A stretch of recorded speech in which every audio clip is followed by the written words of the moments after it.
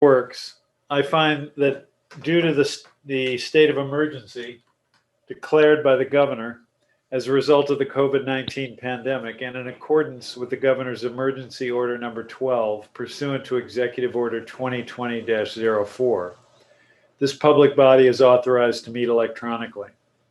Please note that there is no physical location to observe and listen contemporaneously to this meeting, which was authorized pursuant to the governor's emergency order. However, in accordance with the emergency order, I am confirming that we are first providing access to the meeting by telephone with additional access possibilities by video or other electronic means. We are utilizing Zoom through the city's IT department for this electronic meeting. To access Zoom, please refer to the agenda or the city's website for the meeting. To join by phone, dial 1-929-436-2866. The meeting ID is 988-7358-4127. And the password is 966908. The public may also view this meeting on Comcast Channel 16. Second, providing public access of the necessary information for accessing the meeting. We previously gave notice to the public of the necessary information for accessing the meeting through public postings. Instructions have also been provided on the City of Nashua's website at www.nashuanh.gov and publicly noticed at City Hall and at the Department of Public Works Administration Building at 9 Riverside Drive. Third, providing a mechanism for the public to alert the public body during the meeting if there are problems with access. If anybody has a problem accessing the meeting via phone or channel 16, please call 603-821-2049 and they will help you connect. In the event the public is unable to access the meeting via the phone number that I just mentioned, the meeting will be adjourned and rescheduled. Please note that all votes that are taken during this meeting shall be done by roll call. Let's start by taking a roll call attendance. When each member states their presence, they should state why they are not physically present for the meeting and state whether there is anyone in the room with you during the meeting, this being required by the right to know law. Could you please call the roll? Mayor Donches? Here, I'm just socially distanced as a result of the pandemic, and I'm alone in the room. Commissioner Tease? Present. I'm participating in a socially distanced fashion because of the pandemic. I'm home at my home, alone in a room. Commissioner Pappas? I'm home by myself, and I am home due to the pandemic. Commissioner Moriarty? I'm present, attending remotely due to the coronavirus pandemic. I'm in my office by myself. Commissioner Shoneman? I'm here. I'm attending remotely due to the governor's emergency order, and I'm alone in this room of my house. All right, thank you all. The first item is a motion to approve the agenda. Commissioner Moriarty.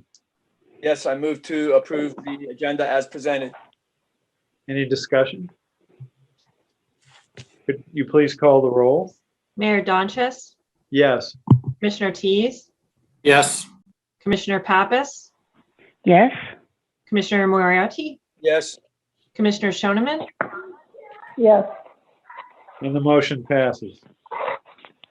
We now have the approval of the minutes of the February 25th meeting. Commissioner Tease. I move to approve the minutes of the Board of Public Works meeting of February 25th, 2021. Discussion? Could you please call the roll? Mayor Donches? Yes. Commissioner Tease? Yes. Commissioner Pappas? Yes. Commissioner Moriarty? Yes.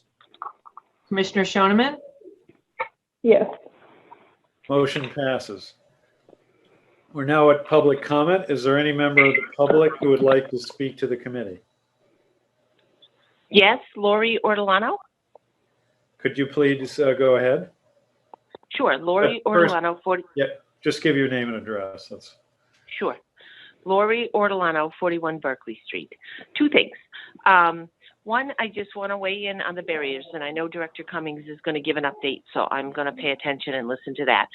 I'm just not certain that we should be diving into making those barriers a permanent thing in Nashua without maybe studying it a little more closely and looking at potential traffic impacts, particularly as we develop downtown with the art center and additional housing units.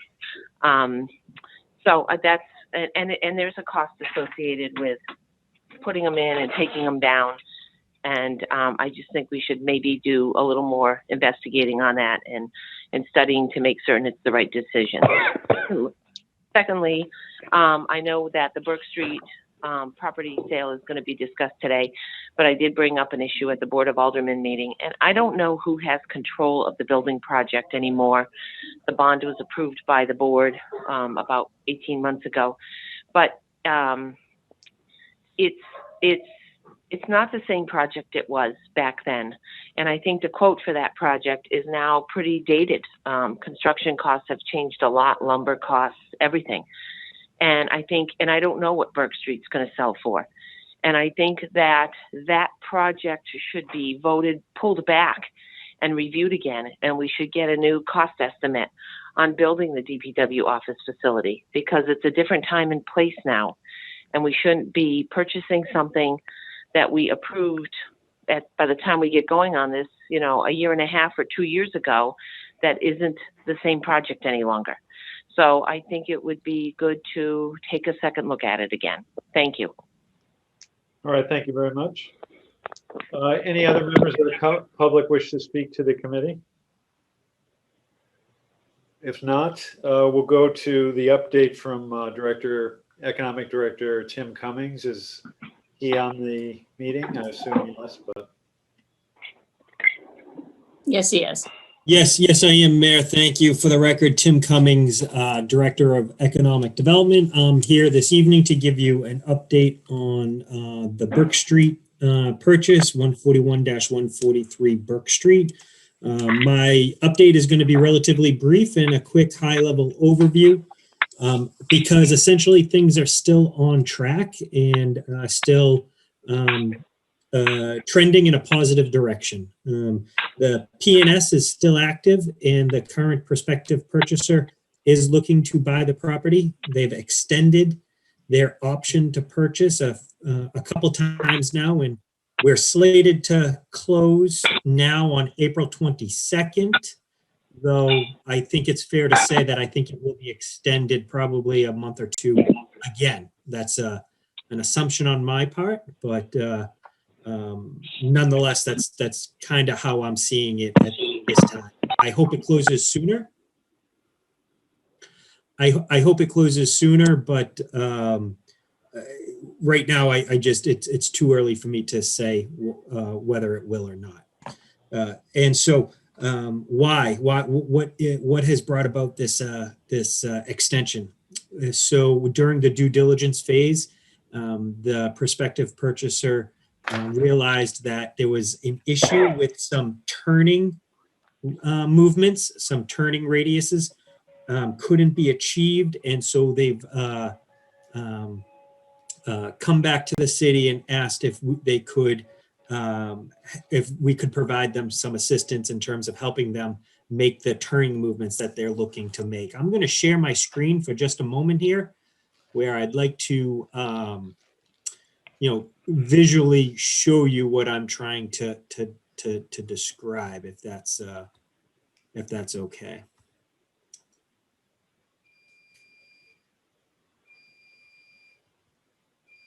Bear with me.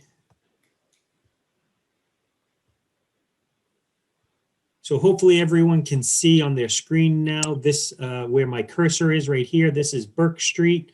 We're looking to sell. Here's the new parcel that we created that we are going to keep. Right in and along here where my cursor is outlining the back perimeter of the building. 18-wheeler trucks need to back into the loading dock here, and they are finding it's just a little difficult to make that turn right here that my cursor is showing. So they have approached the city and asked the city if we would entertain allowing them to do that or not. We're just in the discussions now of how we might be able to do that, and what it would take. So we're still working through those details, which is one of the reasons why I think they may look to extend their PNS a little bit while longer. But I'm still very confident that they will be closing. What I should say, I'm going to stop sharing my screen now that I've showed you visually what it is that I was talking about. The purchase and sale articulated a purchase price of $3.65 million. We have a $100,000 deposit in escrow. We have a non-refundable $25,000 already paid.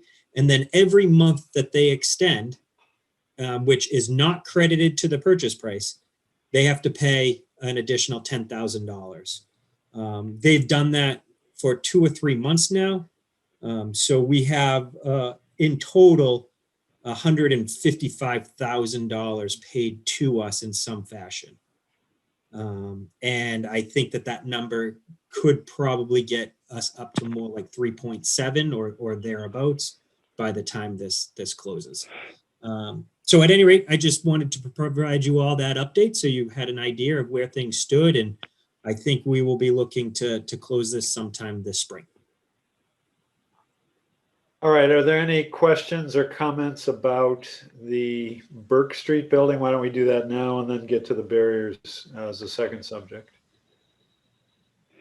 I'm sorry. If nobody else has a question, and I just a question and a comment. I assume they got to inspect the building. That was part of the reason I voted against the purchase of Burke Street, is that we had to take it as an as-is purchase. But my question about the turnaround, is that due to land that we have that we had kind of sketched out for ourselves? No, it's what their plan is for their use. So my understanding is they're looking to use the space as a warehouse or a warehousing type use, and they know that they're going to need to put 18-wheelers in the back. That's what they're thinking that they would like to do.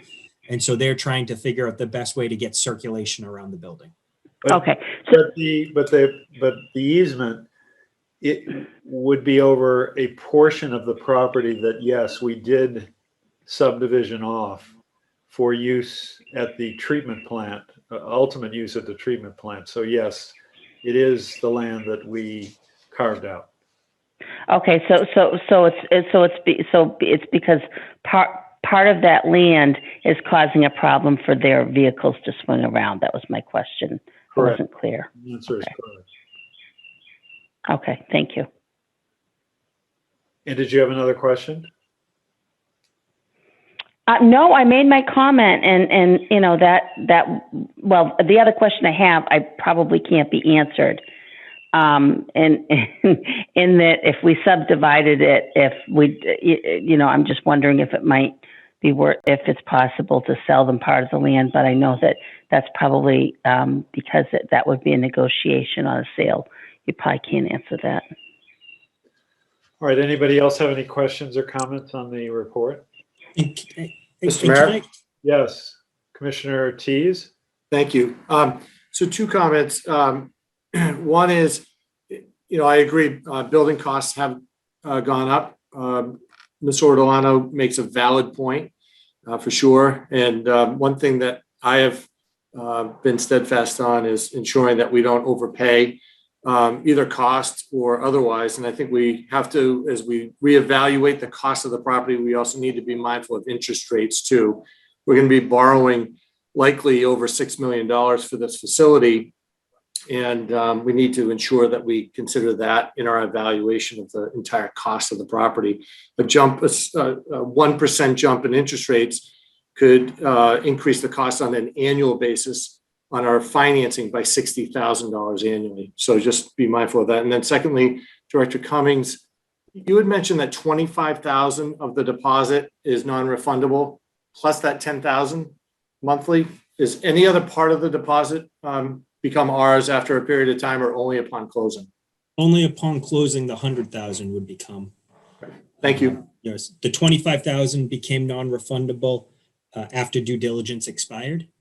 And then they pay, and those two things get credited to the purchase price. And then after, every time they extend, every month, they pay an additional 10,000, which is above and beyond the purchase price. Thank you very much. And if I could just clarify, because I just want to make sure everyone understands, I'm going to share my screen again one more time. So if you see here, right along here, the dashed line, that's an existing easement that needs to be maintained. And that it provides access for on up through for anyone a part of this or association in through and on up to Burke Street up here. So this is your access, and you're gonna and why is that important is so that vehicles in and along through the south end here don't go through the small sawmill neighborhood, but go on up through Burke Street. I don't want to get it too much into the details, but I do want to just clarify that we've actually asked that this get shifted and run along the border here, which would actually free up this land for better development. And it also would allow for that turning radius to be better. And will we actually have an easement in and along here within our property line? I don't know yet. And that's something we're still working to explore. To try to work out, and we're trying not to go in that direction as much as possible, but it's really just too early to tell because they've told us that they have this issue. We're seeing if we can maybe just swap the easement as a way of trying to find a solution. It would actually behoove us to do that, makes this land a little bit more usable, because right now we need to honor this easement. All this is still in the works and details to be figured out, so more to come. I just want to clarify, make sure folks understood that. Mr. Mayor, can I ask one more question? Yes, of course. It sounds like things aren't finalized, but do you have a sense as to who would be responsible for the upkeep of the easement?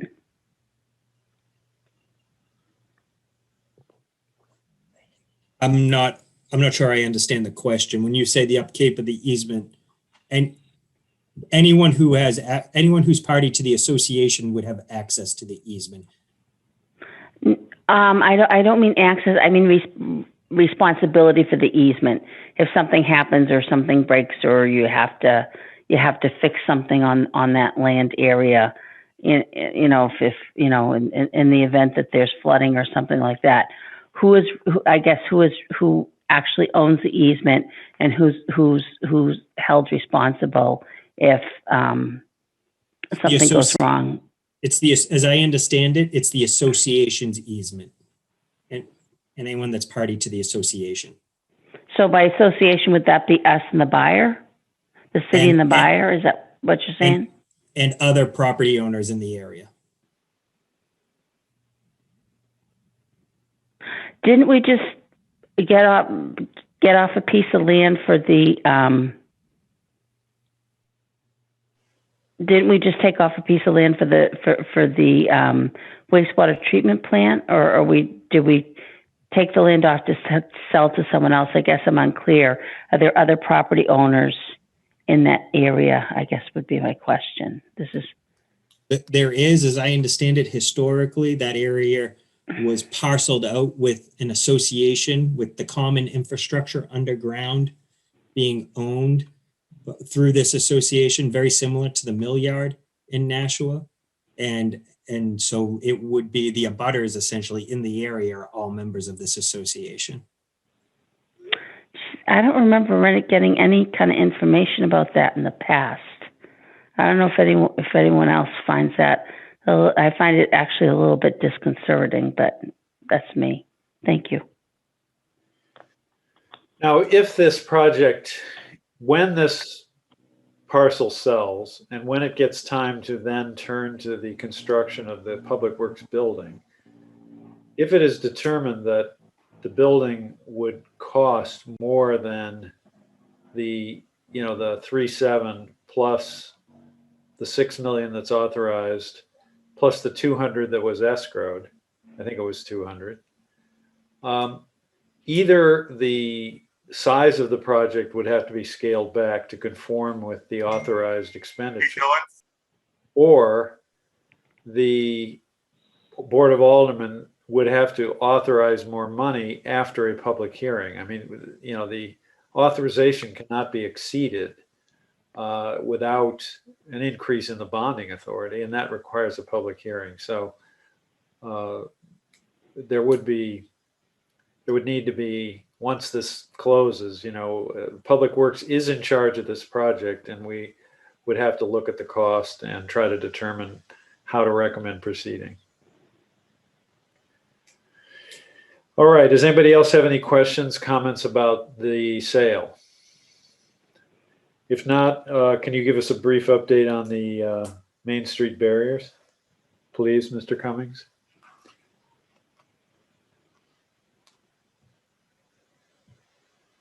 You're muted. Thank you. My apologies. Yes, for the record, Tim Cummings, Director of Economic Development. The barriers, we are looking to put the barriers out again this year. We are looking to do it on the 29th. You may have already seen some barriers go up. That happened on the 15th or 16th of March. You're going to see basically pretty much the same layout that you saw last year relative to the barriers. There will be some additions and some minor tweaks around the edges, but we're trying to keep it as much as possible consistent as to what we did last year. Some new elements, we're adding in a bike lane. So there will be a bike lane this year. We are having the barriers painted and trying to make them more aesthetically appealing.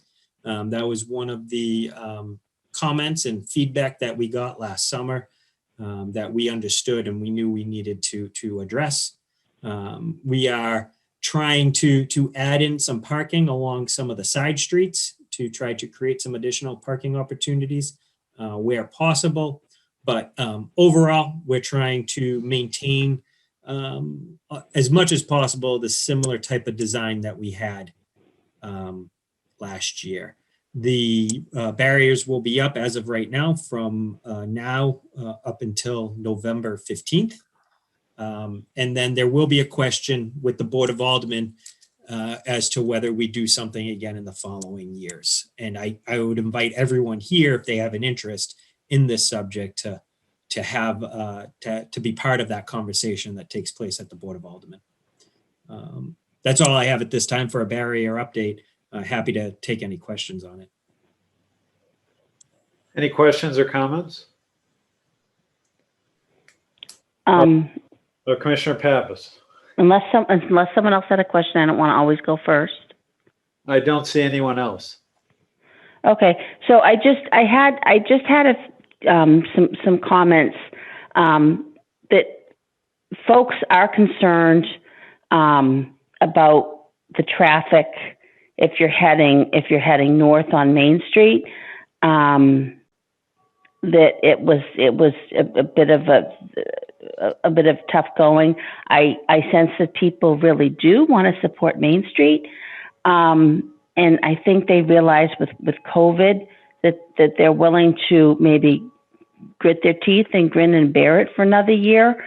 But before there's any kind of traffic updates, that it would be extremely, it would not be the responsible thing to do to say we're going to do this permanently.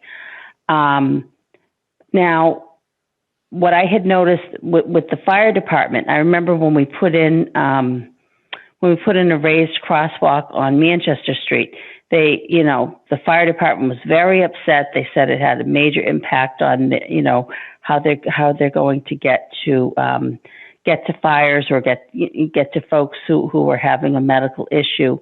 And I can't help but to imagine that having a main thoroughfare go down from 4 lanes to 2 doesn't impact that. And the other issue that people have expressed concern about is that we have, our hospital, we have a hospital downtown. And I know that other communities have done this, But the difference between, say, Manchester and Nashua is that Manchester has a lot of streets that run parallel to Elm Street. So it's not that hard to get around it.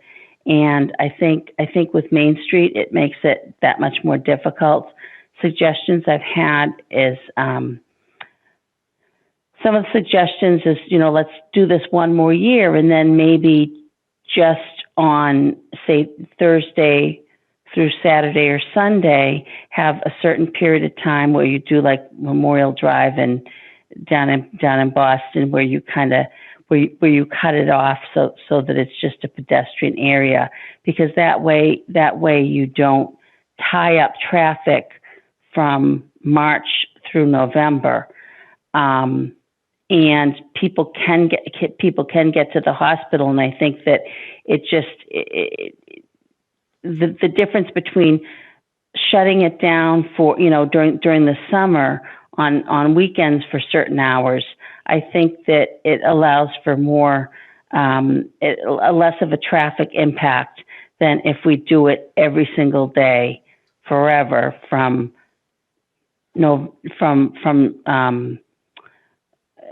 March through November. I think having access to the hospital, I think, is really important. And not only that, we have 180 Main Street, where you have doctor's offices, you have dentist offices, and that sort of thing. And I think that it makes it kind of difficult to get down there, and it may have a significant impact on other types of businesses besides restaurants. Thank you. Anybody else have questions or comments? All right. Thank you, Mr. Cummings. We now have the Park Rec Department, a informational item, Sandy Pond treatment. And I think, Mayor, we have Deb Chisholm, our Waterways Manager, here to speak to that this evening. Okay, Ms. Chisholm. Mayor, thank you, Director Photo. I'm just really here to support Jason. Jason being the new guy, this is his first spring on the job, and I know he's got a lot going on. But relative to let me introduce you. So Deb Chisholm is the city's waterways manager, involved with licensing the dam and any river related issues, handling the operation of the dams, etc. So she's involved with the Sandy Pond project as well. So sorry to interrupt, but I'm not sure the Public Works has met you before. Well, thank you. I appreciate that. The invasive species management is something that we do on both the Nashua River upstream of the Mine Falls Dam, all the way up almost to the border with Hollis. We do that every year. Every other year, we also do the Mill Pond behind Conway Arena and the canal all the way down through the downtown area. This year, we're skipping that. This is our off year for that. But every year, we also look at Sandy Pond. And that when I came on board in 2018, that was something that Nick was doing. So it's really for ease of paperwork and labor that we put a contract together with a company called Solitude. That is one that is actually selected by the state Department of Environmental Services for us to do the Nashua River and when we do the Mill Pond and the canal. And so it's just as easy to wrap Sandy Pond right into everything else, and it's much more efficient to do it that way. So for the amount of the contract for the Sandy Pond work of a little over $2,500, our total contract with Solitude will be around $78,000. So Sandy Pond is just a small piece, but it is for the people that live in that neighborhood. Sandy Pond is a really nice resource, and we want to make sure that we continue to apply herbicides as needed so that that pond will stay as nice as it is. Questions or comments from Ms. Chisholm? I received very very positive feedback about this program, and I think it's great. Well, thank you. I don't see anyone else. And if not, thank you, Ms. Chisholm. We will now go on to solid waste. And we have a motion, item A, Commissioner Tease. Just trying to get back to the agenda, just one.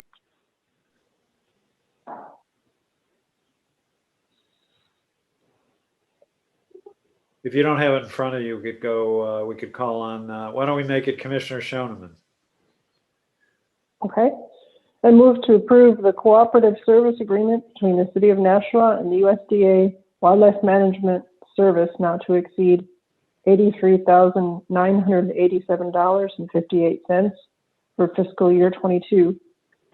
Funding for this agreement is through Department 168 Solid Waste, Fund Solid Waste, Account Classification 55, Other Services. And I believe Mr. LaFleur is here to address this. Yes, Mayor. Jeff LaFleur, Superintendent Solid Waste. This contract is with USDA APHIS. It's a company out of Concord, New Hampshire. They do all of our wildlife surveys. They help us with managing any of the seagulls or any of the turkey vultures that are in the area, which is a part of our permit. They help scare them off the properties. They also go around and they check out a lot of the condominiums. If there's any problems with seagulls or turkey vultures, they'll go around and take care of them for us. They also take care of other vectors such as woodchucks, foxes, coyotes in the landfill if there's any issues with those.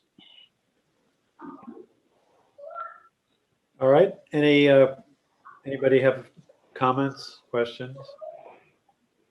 Could you please call the roll? Mayor Donches, Yes. Commissioner Tease, Yes, and I have the agenda back up in front of me. Thank you. Commissioner Pappas, Yes? Commissioner Moriarty, Yes. Commissioner Shoneman, Yes. Motion passes. We now have item B, Commissioner Tease with the agenda. Thank you very much. I move to approve an increase in the pricing for accepting deliveries of contaminated soils, street sweepings, and catch basin debris from $16 a ton to $25 a ton. Mr. LaFleur? Thanks again, Mayor. Jeff LaFleur, Superintendent Solid Waste. We've been noticing that with Massachusetts closing down a lot of landfills, we're getting a lot of requests to take in contaminated soils at the landfill. We've taken in quite a bit over the years.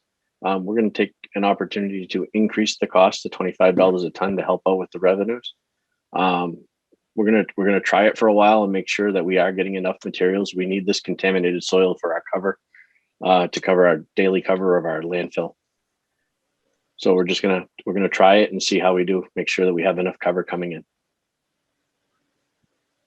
All right. Questions, comments from the commissioners? So I guess my question would be,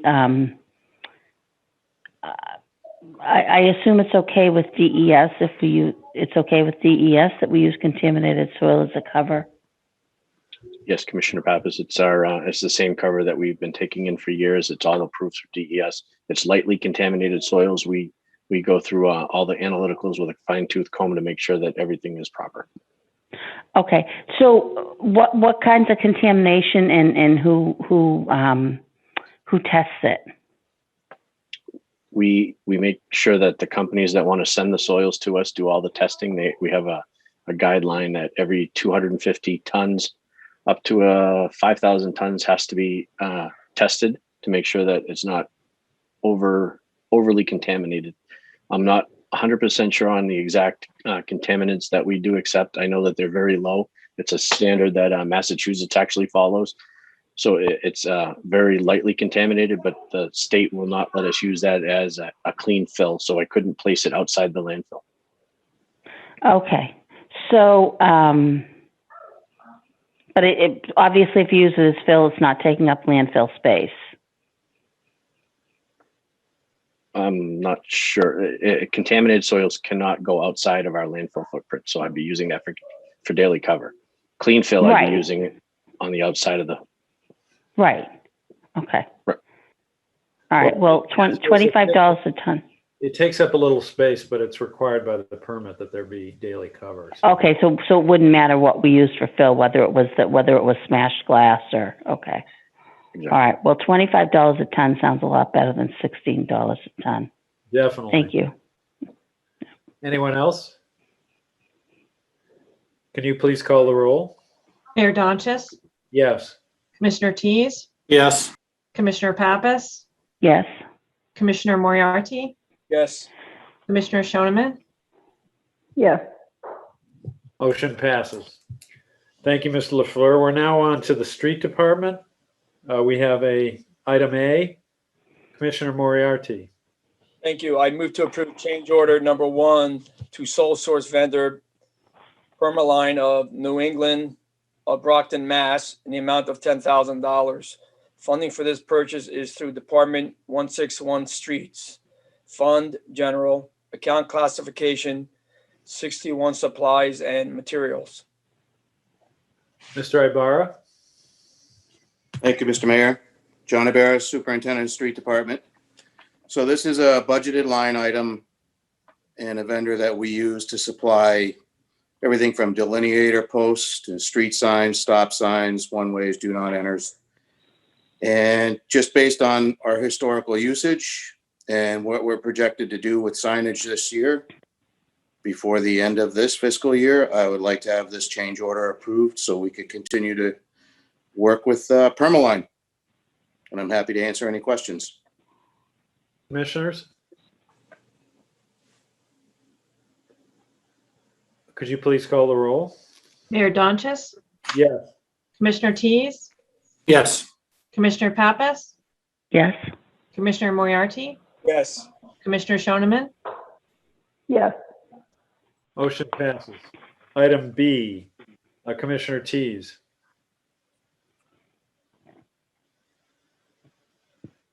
You're on mute. You're on mute.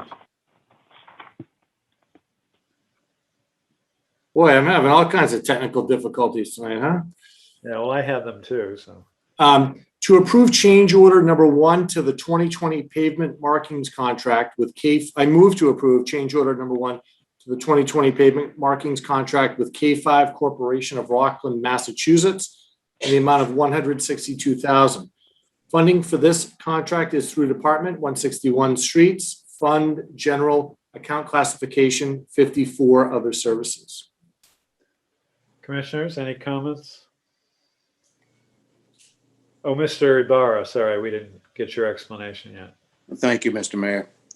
So this is K5 Corporation. Formerly, it was Highway Safety.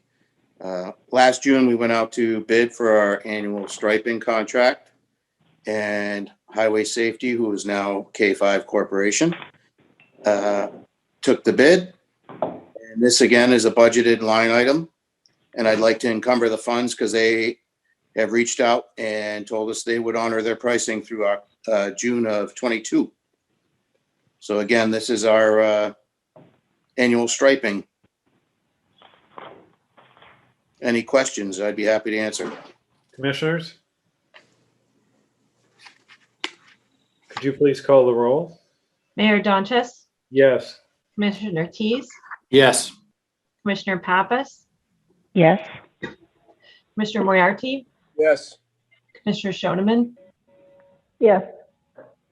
Motion passes. Now we're on to item C. Commissioner Shoneman. I move to approve the purchase of a 2021 Ham HDIVO oscillating vibratory asphalt roller from Nortrax Equipment, Pembroke, New Hampshire, for a price of $74,069 pursuant to the Sourcewell contract. Funding will be through Department 161, Fund Trust, Activities Serve. Mr. Ibarra? Thank you, Mr. Mayor.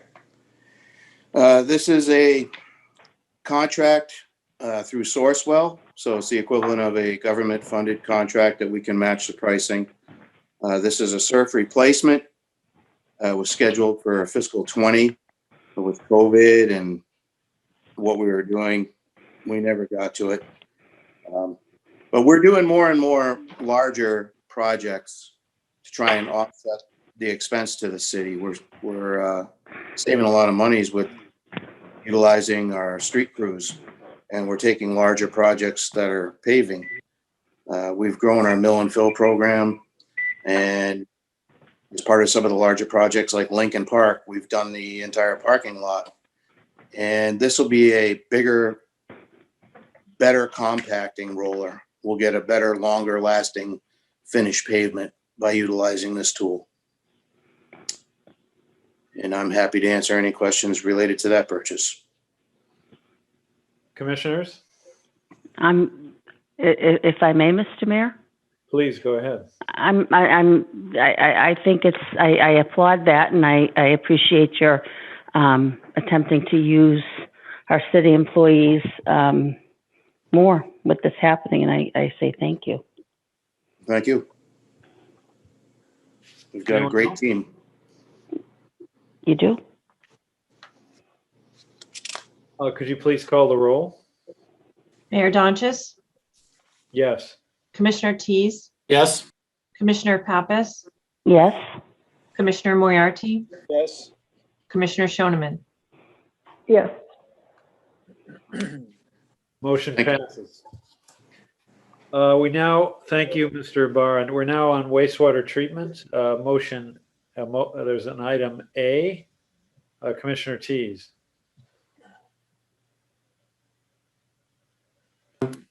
I'm coming. I move to approve change order number 1 for the purchase of chemical sodium hypochlorite in the amount of $60,000 from Borden and Remington of Fall River, Massachusetts. Funding will be through Department 169 Wastewater, Fund Wastewater, account classification 61 Supplies and Materials. Mr. Boucher? Thank you, Mr. Mayor. Dave Boucher, wastewater superintendent. So the wastewater facility uses sodium hypochlorite. We dose it continuously for disinfection. Whenever we have storms or process upsets, we have to increase the amount of sodium hypochlorite we use. It's also the first year we've used it continuously in our odor control system at the wastewater plant. So currently we're using above what we historically use. So this is an estimated cost we need to cover the cost of sodium hypochlorite the rest of the season or the rest of the fiscal year. Commissioners? Could you please call the roll? Mayor Donches, Yes. Commissioner Tease, Yes. Commissioner Pappas, Yes. Commissioner Moriarty, Yes. Commissioner Shoneman. Yes. Motion passes. Item B, Commissioner Shoneman. I move to approve the purchase of the master control panel upgrade on the 3 aeration blowers in the amount of $59,327 from BCV Systems in Springfield, Missouri. Funding will be through Department 169 Wastewater, Fund Wastewater, account classification 81,000, capital outlay improvements. Mr. Boucher. Dave Boucher, wastewater superintendent. The wastewater facility has 3 high efficiency blowers that are serviced by a company called BCV Systems. We recently had them in to troubleshoot our blowers. We've had issues with them providing air to our secondary process. It was discovered that the program that's in the blower master control panel is an older programming system that limits our controls on the blower. This company has redeveloped a program for the system, which would allow us to have better controls. We've also had issues seasonally providing air to our secondary process as the temperatures get warmer. This new program would allow us to provide more air to the system and run the blowers more efficient. Any commissioners? Mr. Mayor, if I may. So one of the things that I think that we've really tried to do at the wastewater treatment plant, and I think we've done well, is to try to note when we replace stuff and to kind of keep it on a program. So when you say we're on a program, is there a certain period of time where you know you're going to have that either maintained or replaced or both? You know, I'm thinking in terms of a car. We have our cars inspected every year. So, you know, there are standards as to, you know, when you switch your tires or, you know, just certain items that have to be maintained or replaced. Does this program involve something like that? So that we are able to say, okay, we replaced it in 2021, so we're going to do some maintenance on it in, say, 2025, or we're going to replace it in 2028. I'm just pulling those years off the top of my head. Mr. Boucher. Yes, I think this is, when the blowers were first purchased, it came with a program. I think over the years, they've developed, you know, they found bugs in the program. Every facility uses the blowers different. So they keep adding to the program, designing it different so operators have better controls over it. So it's hard to determine, you know, when you first put out a product, when you're going to need upgrades to the program. They don't come out with new programs annually. But the issues we've had in the past, there's a lot of different facets to the aeration system that we have at the facility. There's diaphragms, there's piping, there's a lot of things that we tried to replace and correct the issue first before we went to the more expensive blowers. It wasn't until BCV came in and discovered that, you know, the blowers weren't doing what they could be doing with the existing program. So they recently developed a new program for another facility that would work in our facility. So I don't know if down the road there'll be any other changes. I can't determine that. So I guess my question is, do you just have to wait until there's a problem and then call them in and have them take a look at the program? I guess that's my question. Yeah, most issues with programs can be, you know, resolved differently. You know, if there's just a minor problem with the program, something malfunction or something, but you know, this is a part of the program that tells the equipment what to do. So it's not something, and it tells it to do something different versus just fixing what it's supposed to do, like what it currently does. Okay. Okay, thank you. Anyone else? Could you please call the roll? Mayor Donchis, Yes. Commissioner Tease, Yes. Commissioner Pappas, Yes. Commissioner Moriarty, Yes. Commissioner Shoneman. Yes. Motion passes. We're now on to the engineering department. Item A, Commissioner Moriarty. I move to approve the residential and commercial wastewater service permits and fees as submitted.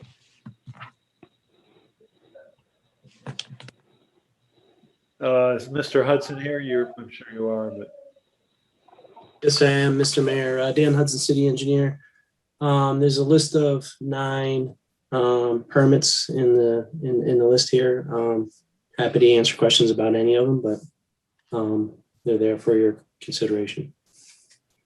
Any discussion? Could you call the roll? Mayor Donchis, Yes. Commissioner Tease, Yes. Commissioner Pappas, Yes. Commissioner Moriarty, Yes. Commissioner Shoneman. Yes. Motion passes. Item B, Commissioner Tease. I move to approve the following poll license petitions. PSNH number 21-1562, PSNH number 21-1537, and PSNH number 21-1549. Any questions? Could you call the roll, please? Mayor Dunches, Yes. Commissioner Tease, Yes.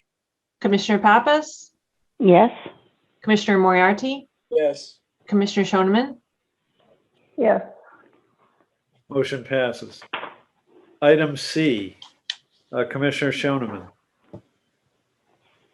I move to approve item tabled from February 25th, 2021 meeting to consider the hardship request from the Nashua Transit System to excavate in Elm Street to facilitate the transit center retrofit project. Mr. Hudson? Sure, thank you, Mr. Mayor. I'll introduce the item and then Director Marchand can talk maybe a little bit more about the project if people have questions. But the transit system intends to reconstruct and upgrade the transit center next to City Hall. That work is going to necessitate some road work and some utilities which abut the Elm Street, which is an area that was repaved following sewer reconstruction. The work will need to match into the edge of Elm Street because there's curbing and driveways and that sort of thing. So the request is to allow that as a hardship request, and what we've suggested is that it be treated under the pilot program, whereby just the shoulder of Elm Street would be milled and repaved, not the entire width, because it is new pavement and most of it will not be disturbed as part of this project. So with that, I don't know if Director Marchand would like to. Ms. Marchand?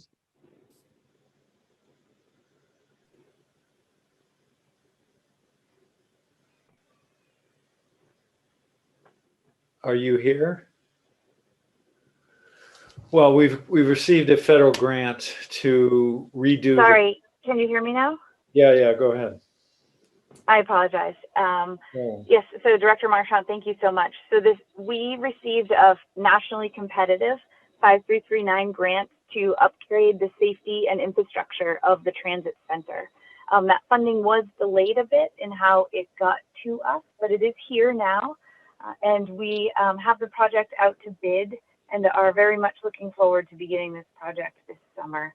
It is incredibly important to redo the underlying infrastructure. I'm sure if you have walked by City Hall or driven by it, you can see the ruts in the pavement and the road. And we have a whole number of other safety and security improvements that we are making to the transit center with this project. I'm more than happy to answer any other questions you have. Any comments, questions from the commissioners? Yes. Commissioner Moriarty. I was just wondering if all the work could be done by outside contract, or are we planning on using any of Public Works? On the transit garage? Yes. Okay. Ms. All of the work will be done. Oh, sorry. Go ahead. Yes, all of the work will be done by outside contractors. Thank you. Anyone else? Could the clerk please call the roll? Mayor Dunches, Yes. Commissioner Tease, Yes. Commissioner Pappas, No. Commissioner Moriarty, Yes. Commissioner Shoneman, Yes. Motion passes. Now we have item D. Commissioner Moriarty. Yes, this motion was tabled from February 25th, 2021 meeting. The motion is to consider the hardship waiver request from Liberty Utilities to excavate in Moratorium streets from grade 2 leak repairs through calendar year 2021. Mr. Hudson, and I think Thank- Ms. Marchand, you're through, so thank you for coming. Mr. Hudson. Yes, thank you, Mr. Mayor. So we introduced this item a month or two ago. This is Liberty Utilities requesting approval to excavate for grade 2 leaks. Grade 2 leaks are leaks that they need to repair within the same calendar year and within 6 months of their discovery, whichever comes first.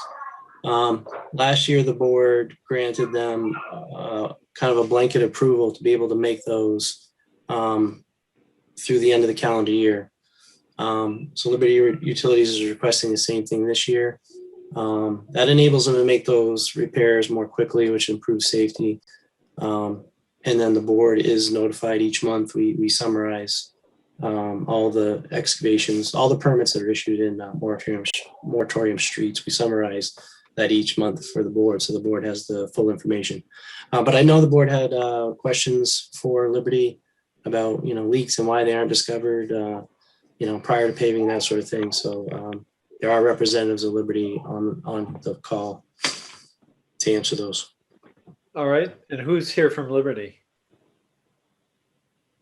Is it Brad? Hello, this is Brad Marks. I'm from Liberty Utilities. I can answer any questions regarding this request, and thank you for hearing our request. Essentially, what happens is we get a list of streets from the city that they intend to pave at the beginning of every season, and we go through and we leak survey all the streets on their list that have gas facilities. Any leaks that are found at that time get repaired prior to the streets getting paved. And the process works okay, but sometimes we do find that within that 5-year moratorium, even though we didn't find a leak prior to paving, leaks do occur within that 5-year moratorium, through the frost season and then the thawing after the frost every year. It can take a toll on the joints in our pipe. So unfortunately, we do find leaks after a street is paved. In the past, we were submitting requests individually on specific streets for us to excavate and repair the leaks. What this request does is to get an approval to do any grade 2 leak repairs in moratorium streets for the calendar year. This will allow us to work with the engineering department, go through our typical permitting process with them. So that is essentially what our request is just to kind of get a blanket approval for all grade 2 leak repairs in moratorium streets. All right. Commissioner Tees.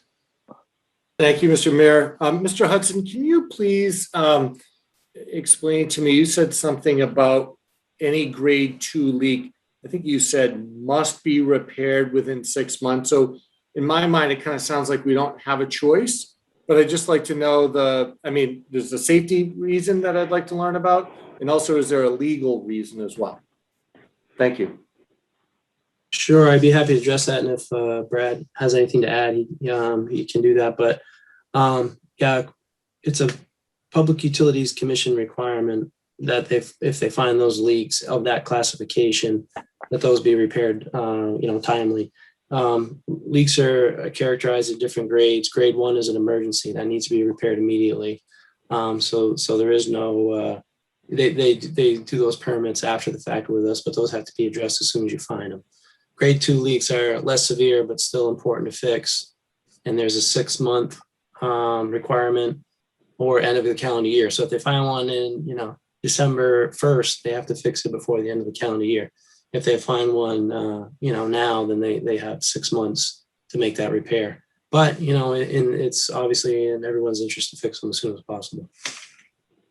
Can I ask an additional question? Yes, of course. So if we didn't grant permission, obviously there's a safety issue, but what happens? Do they get an executive order or they just go ahead and do it, or how does it work? So the process has been, and previous to last year, how it was handled is each one of those requests was brought as a separate item to BPW for consideration. So we would add it to the agenda, and they would come and speak to that issue and seek the approval, and then make the restoration in accordance with the moratorium requirements.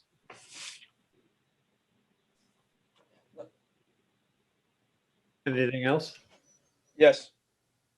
Commissioner Moriarty. Mr. Hudson, I think what Commissioner Tease was saying is if the board decides to vote against allowing this, then what's the next step by Liberty Utility? It seems fruitless that we even have this since they are required, you're saying by law, to repair it within 6 months. So, yeah, I mean, excavations in moratorium require approval, for various conditions. I guess grade 2 is not considered an emergency like grade 1. Emergencies, by ordinance, they're allowed to just go make because they're emergencies. Grade 2 leaks require the board's permission. But your point is well taken. I mean, they have to bring these in as an individual and for consideration, but they are required to make them. So, I mean,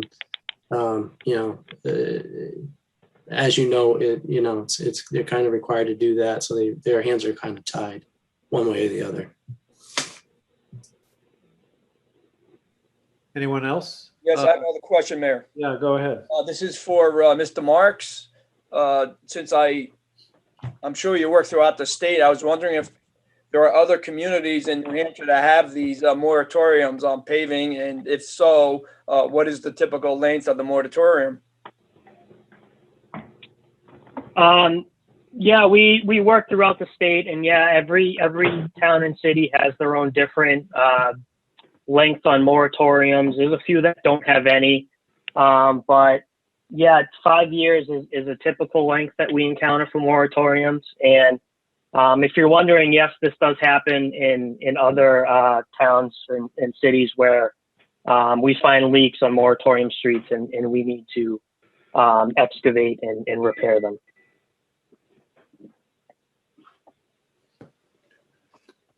All right, anyone else?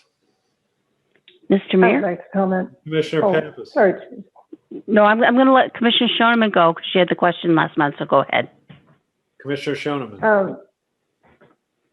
It's still my feeling that these requests should be brought to us monthly so that we can deal with them on a case-by-case basis. There's a big difference in my mind between fixing a leak, which is not a big emergency, but it's important. When the paving job is 4.5 years old versus when it's 6, 7, 8 months old, it makes a big difference, a huge difference. So I really feel like it's in the interest of taxpayers to look at these on a case-by-case basis. Commissioner Pappas. So I would absolutely agree with what Commissioner Shoneman said.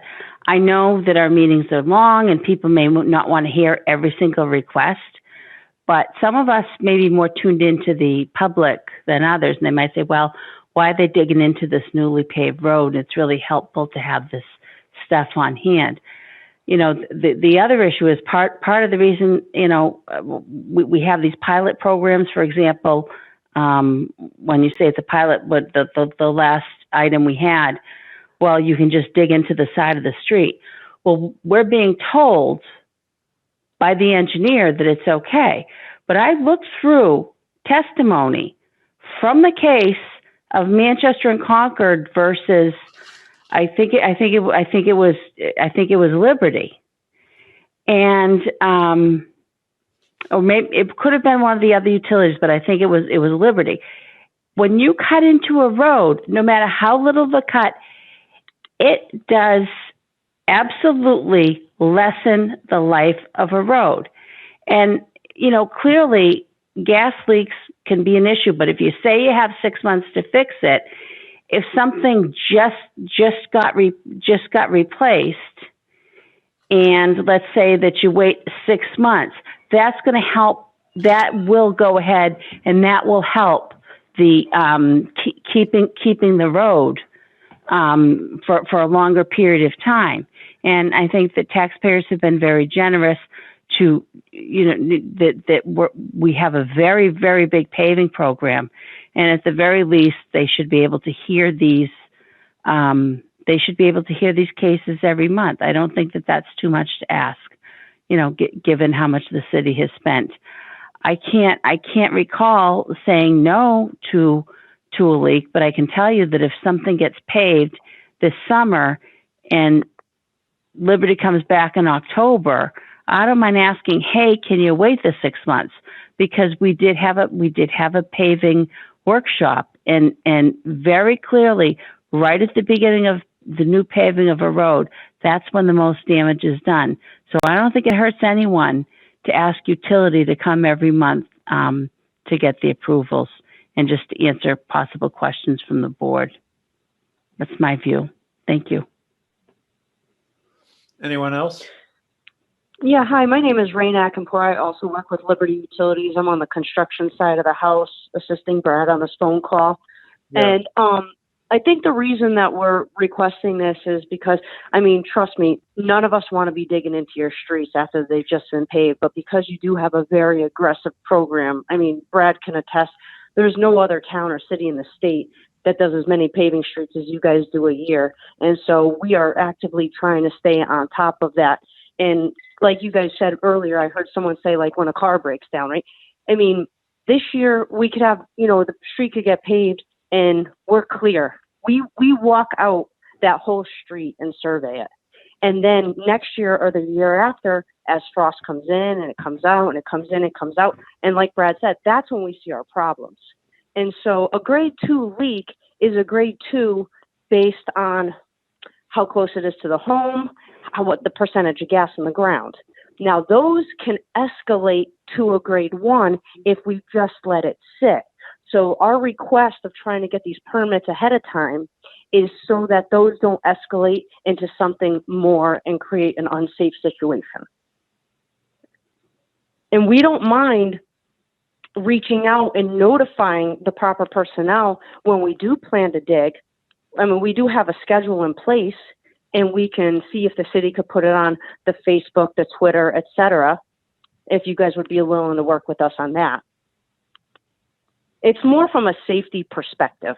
We do have 6 months, yes, but it does not mean that grade 2 cannot get worse. Commissioner Moriarty. Yes, thank you, Mayor. Yes, and thank you for those comments. I would have to agree, Mayor. If there's a leak, I want that thing fixed sooner rather than later. I don't want to be on this board with the liability that we turned it down and then there's a major problem, an explosion, and because it wasn't fixed because our board denied it. If there's a leak, it's a safety factor. I'm in favor of repairing these things. I'm sorry. And I agree, you guys have never turned one down. It's just the getting it done sooner than later. Anyone else? If I may comment, please. And who is this? Commissioner Shoneman? Commissioner Shoneman. Go ahead, please. I think the issue in question is not, should we repair the leaks? Yeah, we should probably repair the leaks. Number one, I think that the surveying to find these leaks before they're paved, I think is priority. Second of all, the issue in question is, do we do them one at a time or do we do them all at one time? And I really don't think it's in our interest to do them as a blanket all at once. Yep, they should be fixed. Yep, we don't want to be liable for something terrible happening like it did down in Lawrence and Andover. But truly, there's no reason why we can't bring them to the board every month, I don't think. Anyone else? Mr. Mayor, if I recollect, this is Commissioner Pappas. We never had a problem approving them every month. I know commissioners want to get out of the meetings quickly, and if that's the case, I know that people have busy schedules, but I think that we are answerable to the taxpayers. And if it's a grade 1 leak, then get it done. But if it's a grade 2 leak, I don't think it's unreasonable for us to ask for monthly approval. But, my understanding in talking to another engineer that you got 6 months and it's not going to hurt anyone. just go ahead and kind of keep things up above board once a month to come to the board. And, certainly 6 months is a long period of time, and things like this never get put off for months and months and months and months and months. And it was not Liberty that had requested that. I think it was someone on the board that had requested that we just do it blanket for the year. Thank you. So what happens if there's a leak on December 15th? Yeah, it has to be fixed by the 31st, right? That's correct. Months. Correct? Correct. Well, you have 6 months. No, it's the earlier of the end of the year, 6 months. Yeah, if we get one like January 1st, it needs to be repaired, 6 months from then. But if we get anything past that, it has to be fixed by the end of the year. So August, September, October, those timeframes, we have to have it finished by December 31st of that same calendar year.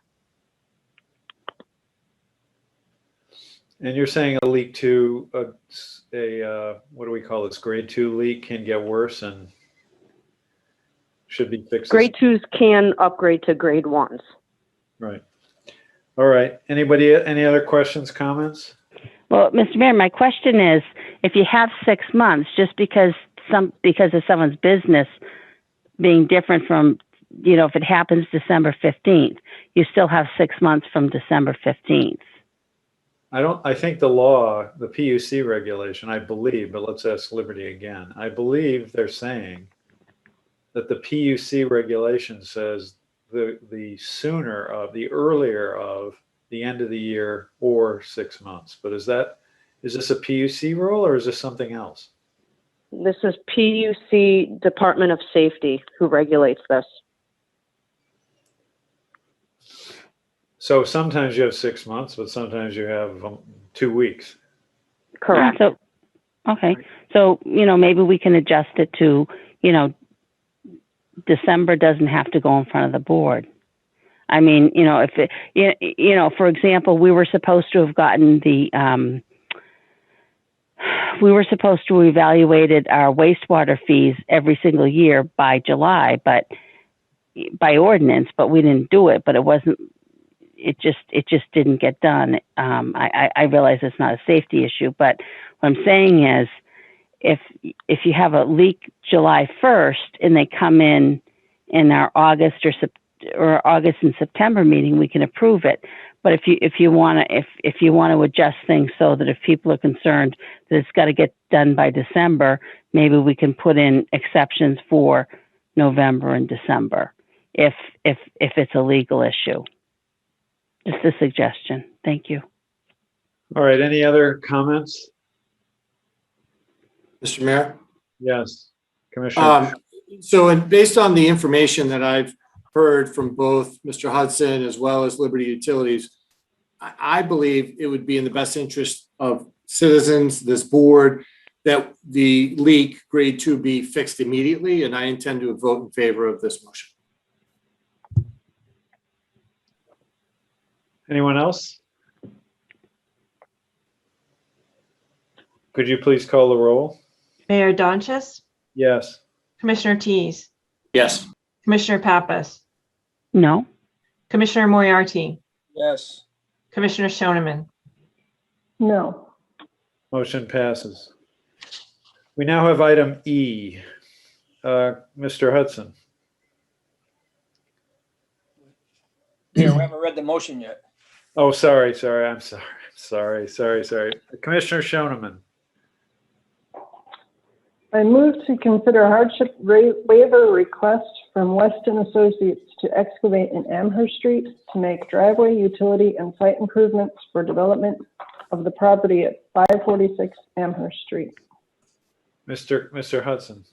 Thank you, Mr. Mayor. So as described in the memo for this and in the motion, the owner of 546 Amherst Street is requesting approval to excavate in Amherst Street, which was last paved in July of 19. This is for a commercial development. They need to tie in their sewer service in their driveway, and they're also reconstructing a portion of the median island in Amherst Street so that they can add a left turn lane into their access roadway. They're also making some modifications to the signal out there, all to accommodate this development.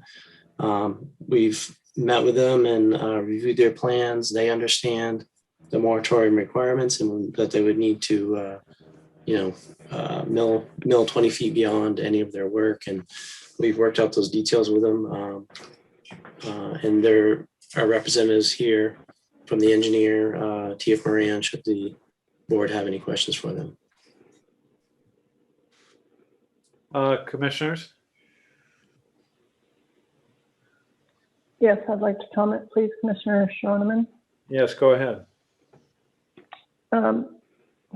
Again, same issue.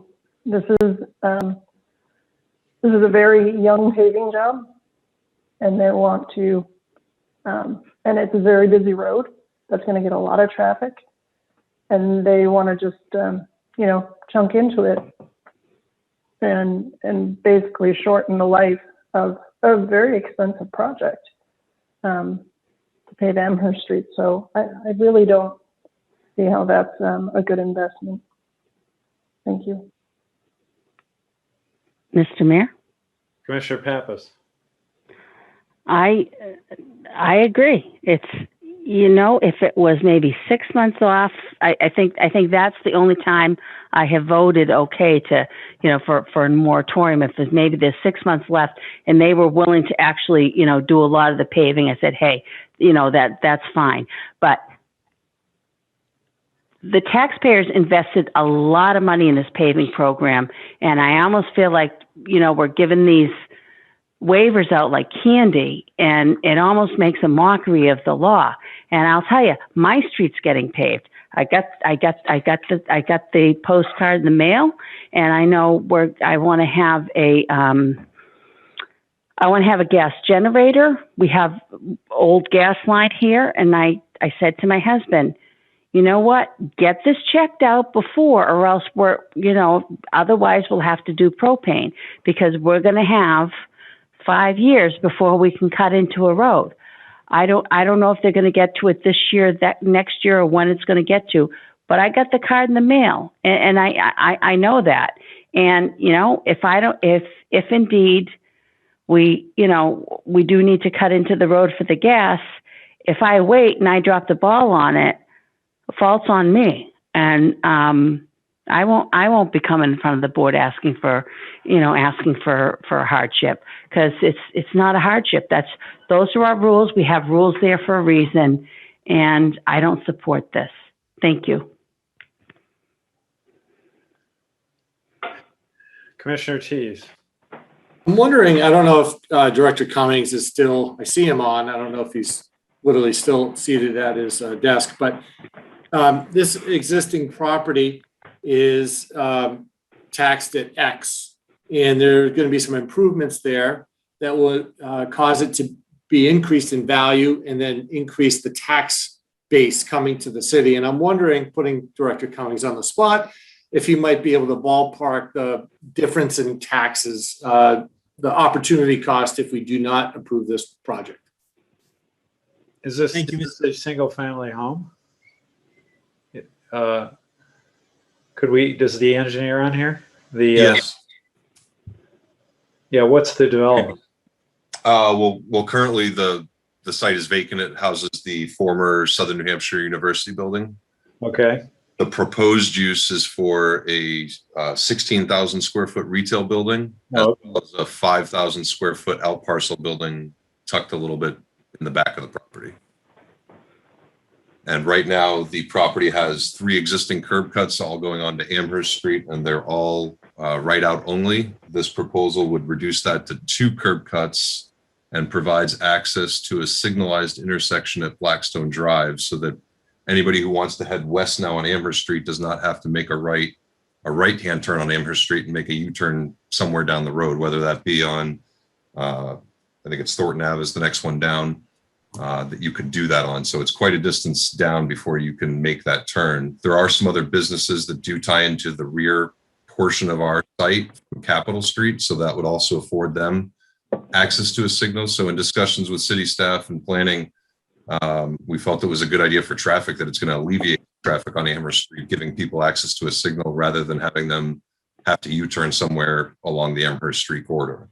So that was one benefit of the project. And then the second was that the owner has agreed to a $14,000 contribution for wireless communications between a couple of the signals in that area. Dan, you might be able to speak more clearly as to which exactly ones those are. I know it's a few signals along the corridor, but that is part of this proposal as well. Director Cummings, I want to let you know, I looked up the assessed value. It's 1.4 million today. Thank you. Mr. Mayor, if I could. Yeah, go ahead. Thank you. Tim Cummings, Director of Economic Development. As soon as this issue came up, I looked up on Google to confirm what I thought, which is this is a vacant, 100% vacant building that has sat idle for, I would say, the better half of the last 4 or so years, when Southern New Hampshire vacated and consolidated their operations all up in Manchester. It is a priority site for us. It's along an established corridor. We want to see it get redeveloped. I'm not going to speak to the exact assessment and the value change without doing the analysis. What I am going to speak to, as Commissioner Tease just referenced, is the opportunity cost. I can't stress to everyone here how hard it is to try to backfill space and try to stay full. And the need that we should be conscious of the need that we have to do this, because of we want to create an economic environment that is positive for the city. The last thing that you want is to have multiple vacant buildings on a corridor.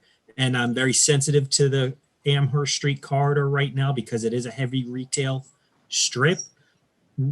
And from an economic development perspective, when I was listening to this commentary, my first thought was, if you use an eye towards trying to be pro-growth and pro-development and pro-economic development, you want to be very sensitive to these types of moratoriums, because a commercial real estate development is not going to be able to be as nimble as a single family residential type of development. And when an opportunity comes along, you have to work with them. And so I guess that's my ask of you this evening, is to work cooperatively so we can send a message that we want to see this vacant building filled, which will add jobs, potentially increase the value, and move one of our priority development sites off of our list and hopefully get it back in active use. So thank you for the opportunity to speak.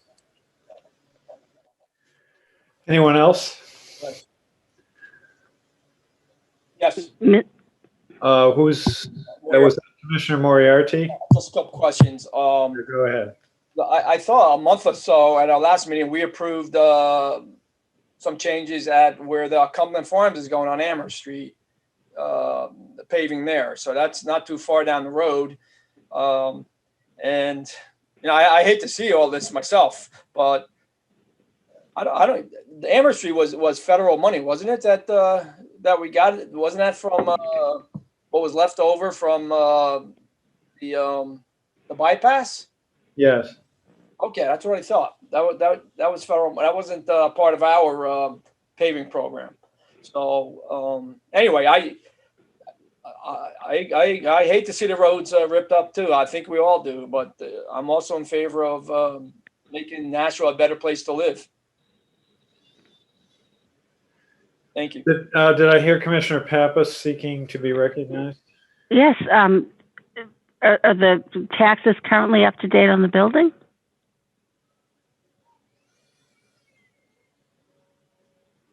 I don't know that we have a report on that. I mean, I assume if that university owns the property, that they're paying the taxes on it. I assume I'm sorry. They do not. Southern New Hampshire University does not own the property any longer. Weston Associates does. I would have to check with them on the taxes, but to the best of my knowledge, everything is current. Okay, so the city is receiving taxes for that property. Thank you. When the transfer from the university took place, I mean, that's not going to happen without the taxes being brought up to date, if they were in arrears. And I think that sale was, don't quote me exactly, but I want to say it transferred hands about a year ago. We received our planning board approval back in December of 2019. And then we started working with DPW and city staff, getting all the survey work and the offsite plans reviewed and approved. And we did receive an extension from the planning board for the approval of this project, given that we were still in the process of working out all the details for the offsite improvements. All right, any other commissioners, comments, or questions? Could you please call the roll? Mayor Donchis, Yes. Commissioner Tease, Yes. Commissioner Pappas, Yes. I mean, no, I'm sorry. I'm sorry. No. Commissioner Moriarty, Yes. Commissioner Shoneman, No. Motion passes. Next, we have item G. Thank you. Have a good night. Thank you. Next, we have item G, Commissioner Tease. F, Mayor. Sure. I move, Oh, I believe it's F, correct, Mr. Mayor? yes, we're Yes. F. I'm sorry. Thank you. Sorry. Mr. Lacasse would not be happy if we skipped him. I move to consider a hardship request from Sylvain Lacasse to excavate in Gosselin Road to make driveway and utility improvements for development of the property at 23B Gosselin Road. Who is here on this? Well, first we have Mr. Hudson. Sure, Mr. Mayor, I'll just introduce it, but Mr. Lacasse is the owner of 23B Gosselin Road and is requesting to excavate in Gosselin Road, which was last paved in August of 2017. And that excavation is for sewer and water service work and curbing for a new driveway. He's been informed about the moratorium requirements and the restoration requirements and is prepared to do that. And, if he has any other comments, the board would like to hear from him, he's here tonight. Yes, I am here. Can you all hear me? Yes. Yeah, so I purchased this property back in November, and we were looking to build a home there, possibly move there. We currently reside at 73 Pioneer Drive. Come to find out that there was a 5-year moratorium, so we kind of got held up there a little bit. I figured I would wait till the spring to basically bring it to the board and to see if it's something that we could move forward on. All right. Commissioners, comments or questions for Mr. Lacasse or Mr. Hudson? Mr. Mayor? Yes, Commissioner Pappas. No. Oh, it sounds. Go ahead, Commissioner Pappas. So I guess a question and a comment. Number one, as I said, I received that little card in the mail, and should I come and ask to have my road cut into, you guys can slam me with it. But number two, it sounds like Mr. Lacasse purchased the property. Now, so he probably did not get that postcard. So my question is, or question/comment, is that wouldn't that be part of what the realtor should let someone know? If there are certain things that realtors are required to let people know, and owners are required to let people know. And that seems pretty important. In this particular case, it wasn't brought to me by a realtor. It was brought to me by the owner's daughter. Mr. Bergeron owned the property, and he had passed. And I had developed number 21 and number 25 Gosselin back in 2000 and either 5 or 2007, I can't remember. But I had a very good relationship with Mr. Bergeron, and he asked his daughter to see if I had before he passed, obviously, that if something was to happen, that he wanted me to have the first right of refusal to purchase the property. So it wasn't brought to me by a realtor. So, but I guess maybe the daughter or someone should have probably known as well. But it wasn't. Okay. That's kind of how it went down. Okay. But we are I think like 4 years into this moratorium. Right. Thank you. Anyone else? Yes. Commissioner Moriarty? A question, Mr. Hudson, I can't remember reading all these motions. Is this the one where we can use your pilot program with the improvements or no? No, this isn't one because you need to excavate well into the road for the utility services. So this is one that they'll have to do the full trench restoration and then mill beyond each end of that restoration. Thank you. Anyone else? Yes, I'd like to comment, please, Commissioner Schulman. Please go ahead. I know I'm going to seem really inconsistent, but this is why I voted for Liberty to continue to come to us each month, because I think we should look at things on a case-by-case basis. And I think that the previous motion is very different from this motion. And I feel like we're over 4 years into the moratorium on this street. It's a small street, a small residential street. And I think that it would be okay to say yes in this case. And, case by case basis, we should consider whether this is truly a hardship to wait, whatever it'll be, 8 months to approve it versus giving it the go ahead now. So I would be willing to approve it. Thank you. Anyone else? Would the clerk please call the roll? Mayor Donches, Yes. Commissioner Tease, Yes. Commissioner Pappas, No? Commissioner Moriarty, Yes. Commissioner Schoneman, Yes. Motion passes. Thank you. Now, item G. Commissioner Moriarty. Yeah, move to approve the purchase of manhole and catch basin castings from Concord Windwater Works Company of Concord, New Hampshire, in the amount of $362,038.50. Funding will be through Department 169 Wastewater Fund, Wastewater Activity Sewer Structures. Mr. Hudson? Thank you, Mr. Mayor. So again, this year we have a fairly robust paving program. We're intending to pave over 23 miles of roadway. As part of that work, we replace all broken and non-standard castings. That'd be your manhole covers, catch basins, that sort of thing. And we purchase those in bulk for cost savings reasons. We purchase them, we stockpile them, and we provide them to the contractors to install. That also provides us consistency in what gets installed across the city. So since 2019, Concord Windwater has been providing us those castings. And we're seeking to continue that relationship for those reasons I mentioned, the uniformity, and we find their pricing competitive. So and as noted, this is funded through sewer funds.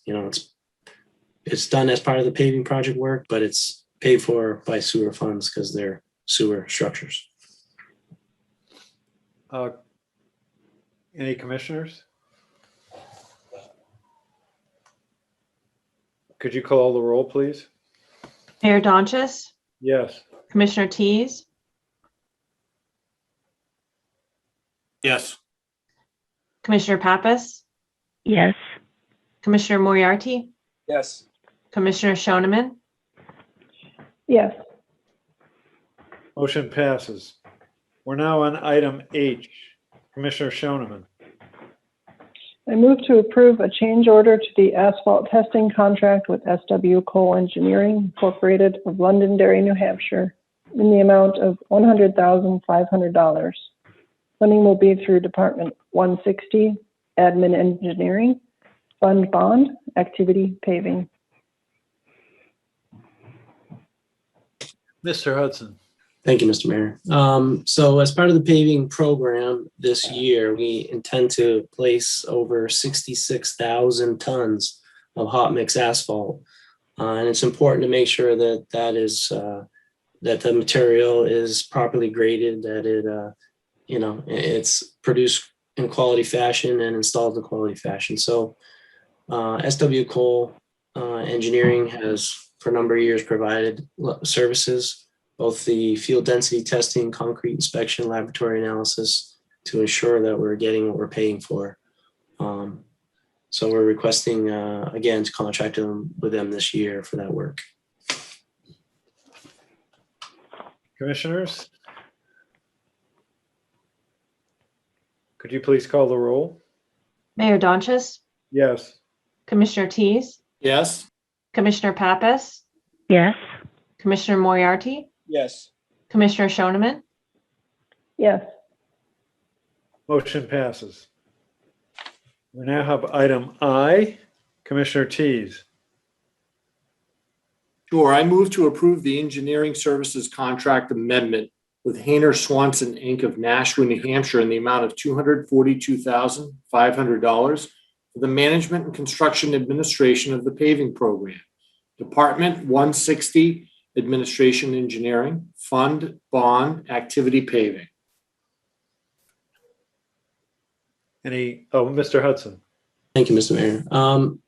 So as noted, we have a robust paving program. It's of a scale that it's hard for us to support independently. We do have engineering staff dedicated to this paving program, but we really need the outside support of an engineering firm. Hayner Swanson's provided that support for the last couple of years.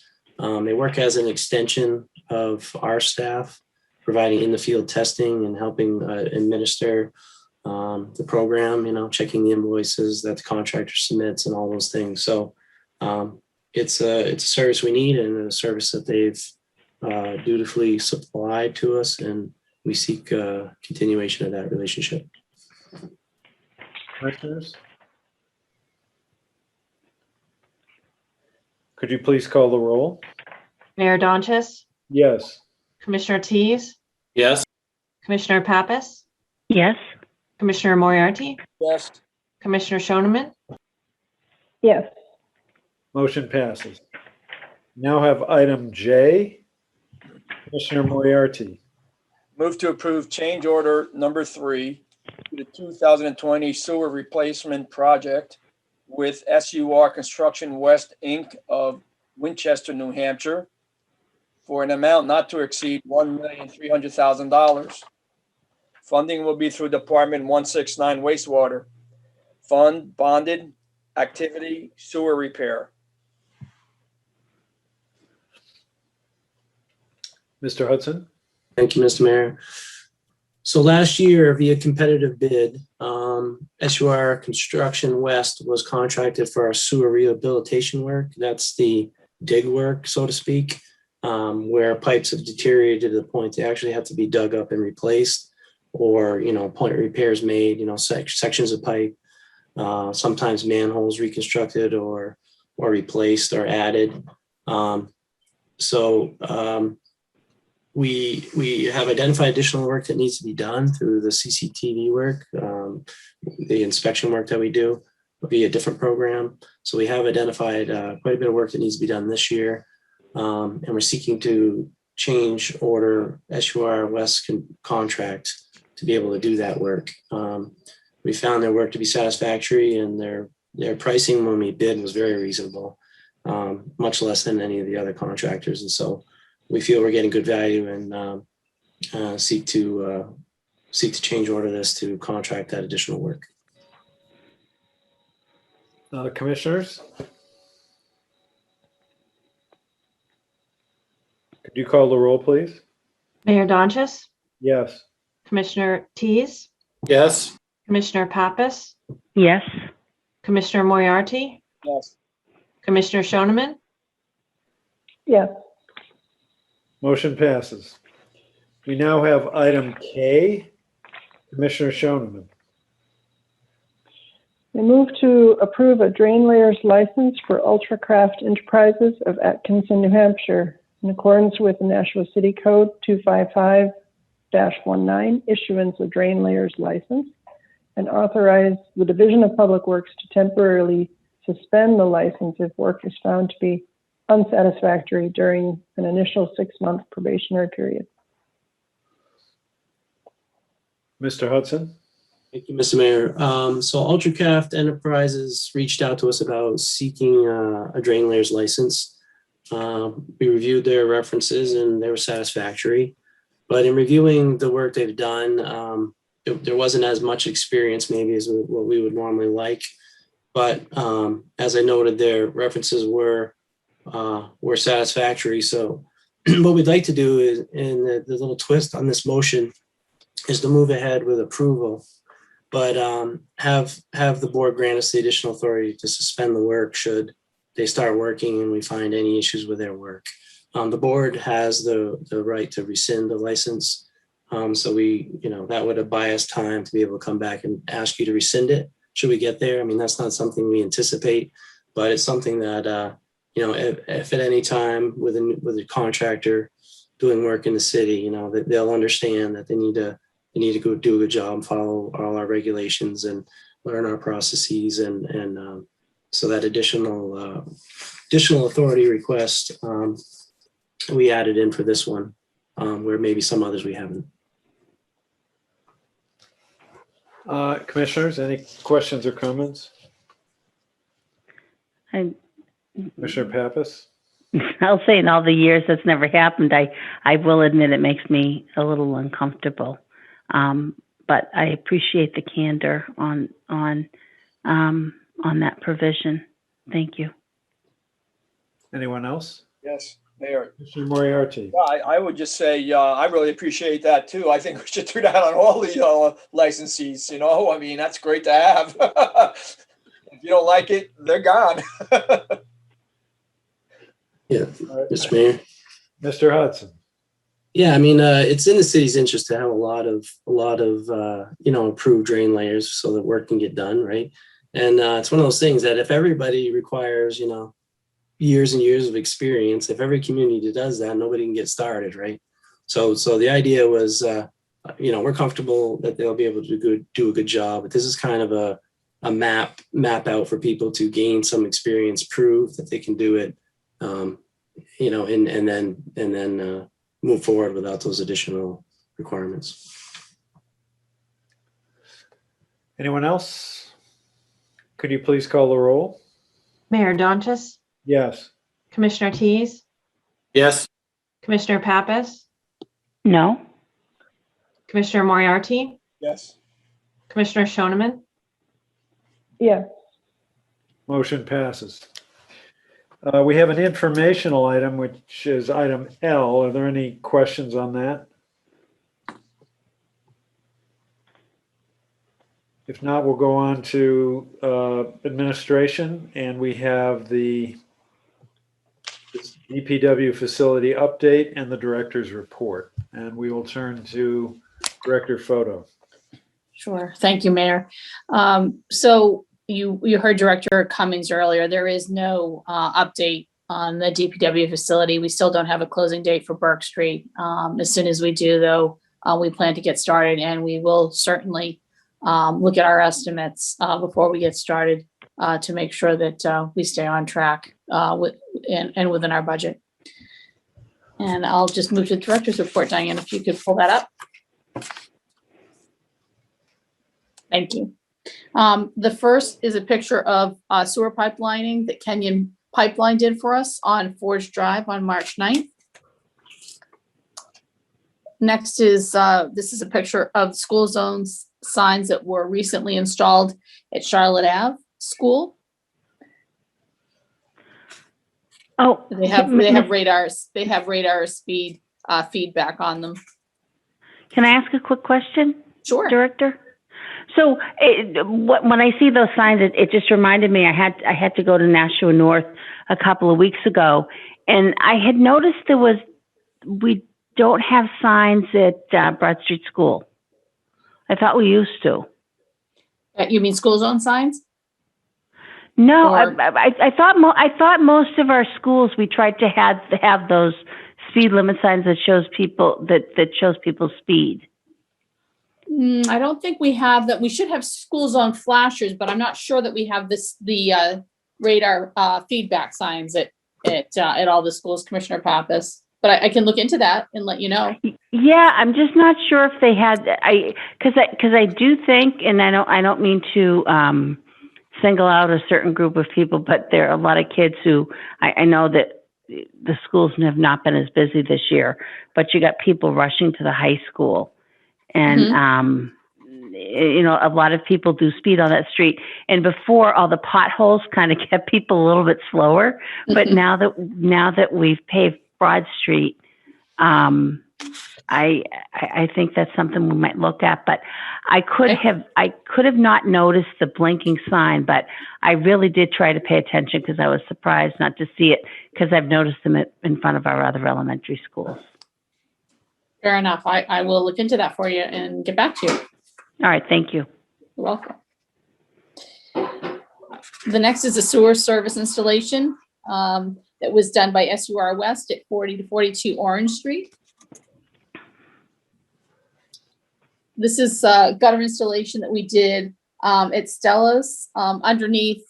It's actually near the team rooms, but underneath the bleachers, we were having a lot of runoff, and it was starting to erode some of the concrete blocks. So we put in gutters to help prevent any further water damage, and it's already showing that it's helping significantly. We had a faulty fire sprinkler discharge, and so we had to do some repairs in the Holman suites. I believe those repairs have been completed. We've been doing a lot of winter tree work. We pictured on the left is Deshanes Oval, and on the right is Chestnut Street Oval. We've been pruning trees in those areas and throughout the city. We have been, the street department has been at Holman Stadium repairing the cap on the wall. There's some deterioration on the capstones on top of the existing brick walls, just due to age. So we've been working on repairing that. We installed the handicap ramp at the Greeley Park boat ramp.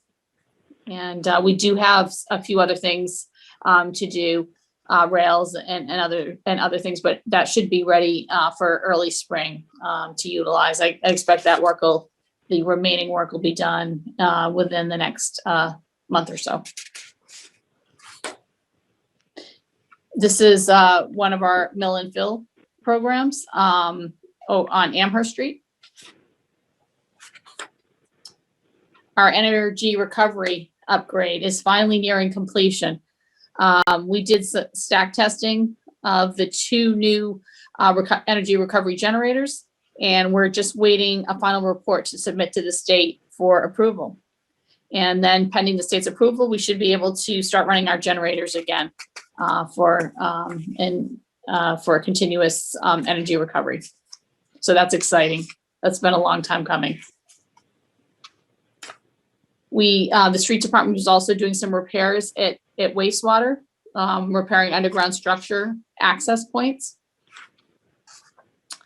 This is a picture of our collections crew cleaning our aeration basin. They removed solids and debris from the online tanks. Here, our back truck is on Holly Drive cleaning the sewer so that we could get video footage for our engineering department.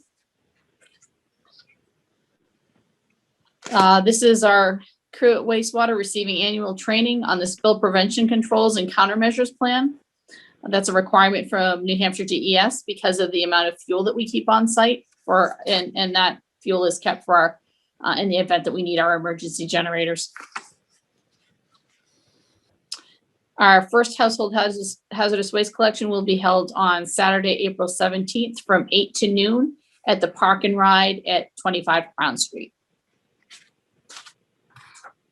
We've had a lot of calls about, with the nice weather, about when soft yard waste collections is beginning.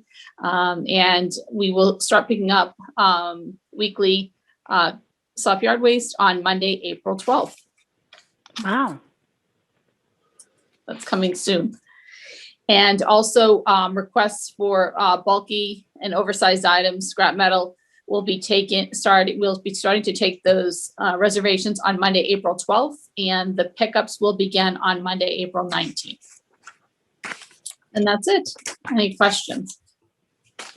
Commissioner What Pat, about, I'm sorry, what about the big cleanup we have every spring? I think the street department does it. Yes, they do. And that is scheduled, and I will find the date if we want to continue. I'll announce the date. That should have been in my report. But I can find it for you in just a second. Okay. And if not, if people can have, is there any way to put it on the city website instead of having to go to Public Works website, or no? I think it is on the city website, Commissioner Pappas. I'll verify Okay. that. It's also on Facebook. And so from March, appointments can be made by calling the street department, which is, the number is 589-4750, from March 29th through April 5th. And no calls will be accepted after April 5th. And the collection will run from April 5th through April 16th. And residents can put out brush, cut end towards the street, no larger than 4 inches in diameter and no longer than 8 feet. Shrubs that are cleaned of sand and soil, picnic tables, wood only. Doors, the glass must be secure and the nails removed, and wood posts without concrete.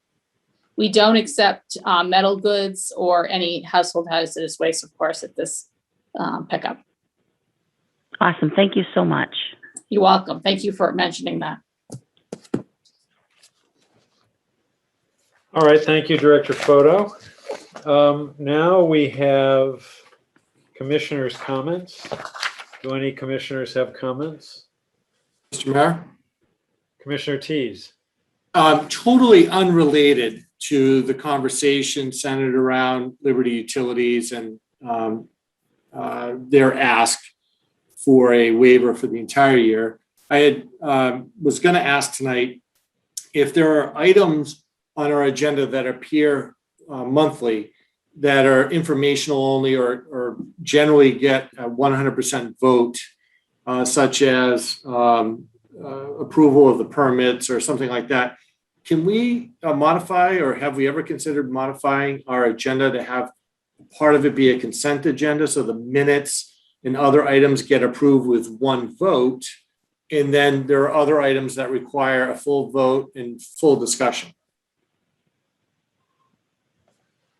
Well, I think that's that's a possible way to go.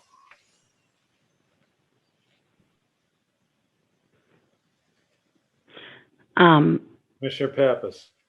So I understand people are busy, and but if people take the time and trouble to watch a city meeting, I think to have this stuff on the agenda is important, and to go over it. I don't think that stuff takes a whole lot of extra time. And, if people are busy, they can maybe leave the meeting at a certain time or whatever. But I think it's important for the public to see this stuff on there. And if there are any questions, to see it discussed. I never think that that's a bad idea, to have more information as opposed to less. But that's just my opinion. Thank you. Any other commissioners' comments? I don't hear any. Let's go. I think Commissioner Moriarty's on mute, Mr. Mayor. Commissioner Moriarty. Sorry about that. Yeah, I just had a comment to make. Director Photo, and maybe this is directed to you. Now I'm seeing a lot of potholes in the city. Almost to the mailbox. I'm sorry. Can you? I see some potholes in the city, and I Yes. wait a week or two to see if it gets filled. And then I call the hotline, and sure enough, the city is so quick to fill it, and they do a great job. I was just wondering, why can't our city employees who are driving the trash trucks or the recycling, can't they report back that they have a pothole and we get that taken care of quicker? Or is that, I think that's a union issue? I mean, it seems like yes, in a perfect world, they would do that. We've asked for that to happen. Sometimes it does, but it's not nearly as efficient as it should be. All the trash trucks are on every street every week, so it'd be very easy for them to report that. Unfortunately, they're often very focused on what they're doing and aren't really looking at other things. But it does happen. They do report some, but we do have hot boxes out now. We have 3, and most of them are this time of year. They're out. They're all out. So, and we do have a pretty good reporting system. Between the Your Gov and Cartograph, and also our pothole hotline and DPW requests. We do get a lot of them do get reported. So, and like I said, we're out there on all the streets. So, I think that works pretty well. But yes, it would be great if we had better reporting. But we do try to do that. We try to encourage that. Thank you. Any other comments? Mr. Mayor, if I may, I would fully agree with Commissioner Moriarty. I've thought that through the years myself, and just like everyone else, a lot of times people will see a big pothole. I know there's been a terrible problem on the Coliseum Ave, and a lot of people assume that others are gonna go ahead and report it. And I think for our city employees that are on the roads, it's so helpful. And I think people would be so appreciative if they can try to be more cognizant of it. So I would agree with Commissioner Moriarty. Thank you. I don't see anyone else. Mr. Mayor? Commissioner Tease. Sure. I just had one other question. I wanted to give some texture to my comment earlier about costs and interest rates.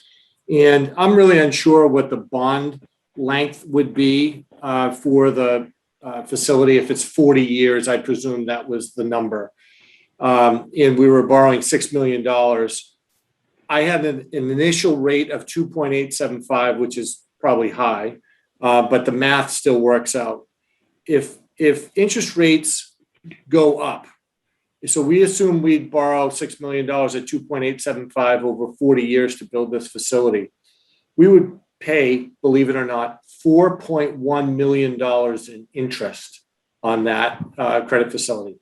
If interest rates went up by just 1%, the interest paid over the life of that bond would go from 4.1 million to 5.8 million. So that's a $1.7 million jump. So as we begin the discussions on costs, I just want to make sure that we really have a full understanding on the time value of money and what interest rates could do over time if we decide to postpone it or alter it or whatever. A slight change to interest rates could dramatically make this project much more costly. We're likely to sell the bond for a shorter period than 40 years, 20 probably, potentially a little longer, but not 40. And the interest rates that we are getting now, or that we've gotten recently, are really quite good. The last bond issue went out at, we got, I think, about 2% or a slight amount under. So we are getting really good rates.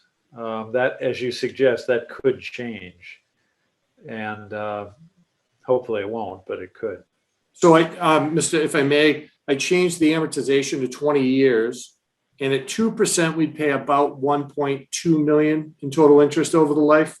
And if the rate goes up just 1% to 3%, that's $2 million in interest. So it's an $800,000 increase. So still, pretty substantial. And I just want folks to, fully understand the value of borrowing money. That's all.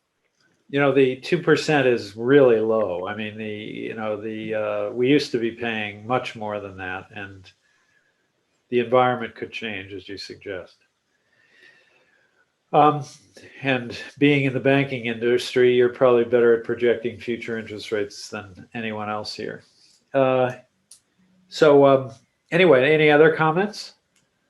I guess if I may, Mr. Mayor, I'll comment on Commissioner T's, and, certainly anytime you borrow money, it's going to add to the cost. And just one of the reminders I've had, part of the reason I voted against the project is that we're only dealing with the office building and we're not dealing with any of the health hazards over at the street department or the Parks and Rec department.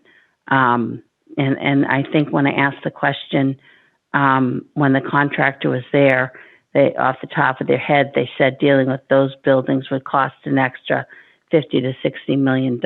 So, that's part of my concern is that we haven't dealt with those other two buildings at all. And I think we should be mindful of that.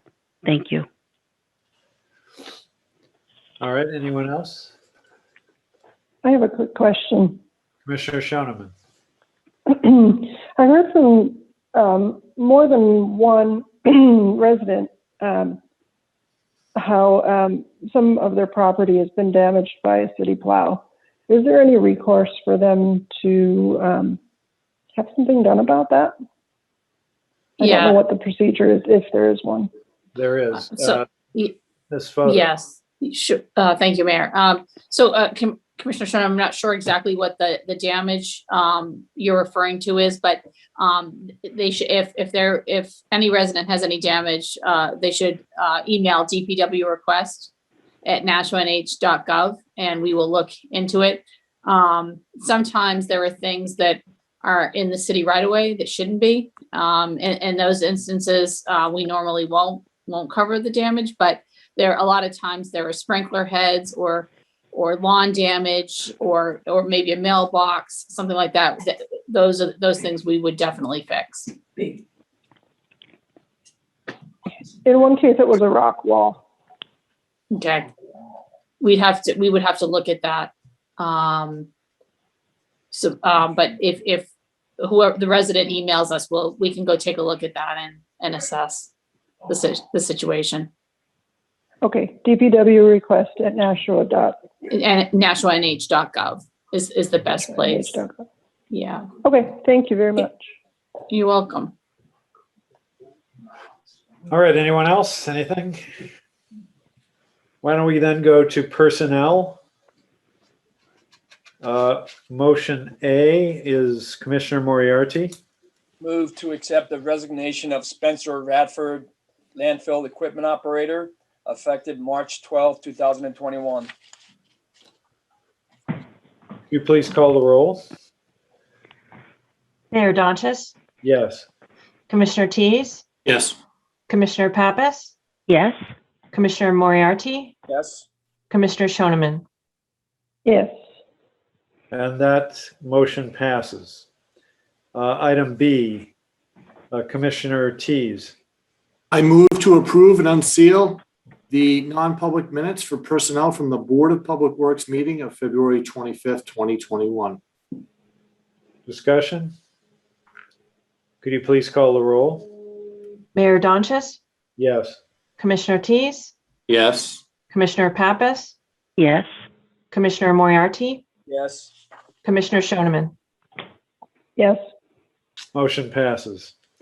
We now have a non-public session. Is there a motion to go into non-public session? Mayor, I move by roll call that the board go into non-public session pursuant to RSA 91-A, subsection 3, 2B, the hiring of any person as a public employee. Any discussion? Could you please call the roll? Mayor Donches, Yes. Commissioner Tease, Yes. Commissioner Pappas, Yes. Commissioner Moriarty, Yes. Commissioner Schoeneman. Yes. Motion passes, and we now go into non-public.